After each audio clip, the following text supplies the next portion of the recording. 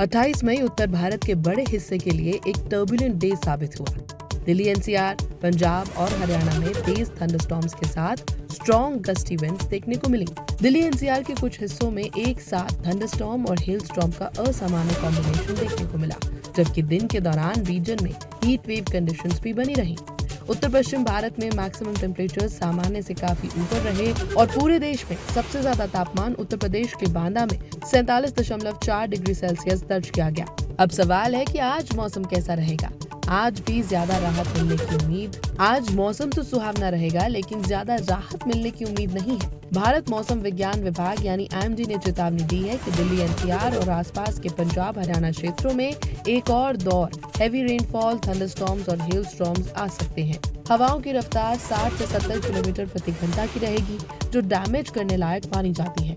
Low lying urban areas में water logging और traffic destruction की स्थिति बन सकती है। बारिश और आंधी के बावजूद 29 मई को मध्य प्रदेश, तेलंगाना और कोस्टल आंध्र प्रदेश के कुछ हिस्सों में हीट वेव कंडीशंस जारी रहने का अनुमान है। वहीं पश्चिमी राजस्थान के लिए स्थिति और भी गंभीर है, जहां सिवियर हीट वेव के चलते तापमान 45 डिग्री सेल्सियस से काफी ऊपर जा सकता है। IMD ने लोगों को सलाह दी है कि पीक आफ्टरनून आवर्स में घर के अंदर ही रहें, खुद को हाइड्रेटेड रखें और लंबे समय तक सन एक्सपोजर से बचें। इस बीच साउथ वेस्ट मॉनसून की प्रगति पर भी नजर बनी हुई है। ये भारत का life giving seasonal rainfall system है, जो आमतौर पर जून की शुरुआत में केरल पहुंचता है और जुलाई के मध्य तक पूरे देश को कवर करता है। फिलहाल मॉनसून देश के दक्षिणी छोर और आसपास के समुद्री क्षेत्रों तक पहुंच चुका है। हालांकि बंगाल की खाड़ी में साइक्लोनिक एक्टिविटी के कारण इसमें थोड़ी देरी जरूर हुई। IMD के अनुसार अगले 2 से 3 दिनों में मॉनसून के अरेबियन सी और बे ऑफ बंगाल में आगे बढ़ने के लिए कंडीशंस फेवरेबल हैं। दिल्ली एनसीआर में आमतौर पर मॉनसून जून के आखिर तक पहुंचता है, इसलिए लोगों को अभी कुछ और हफ्तों का इंतजार जरूर करना होगा।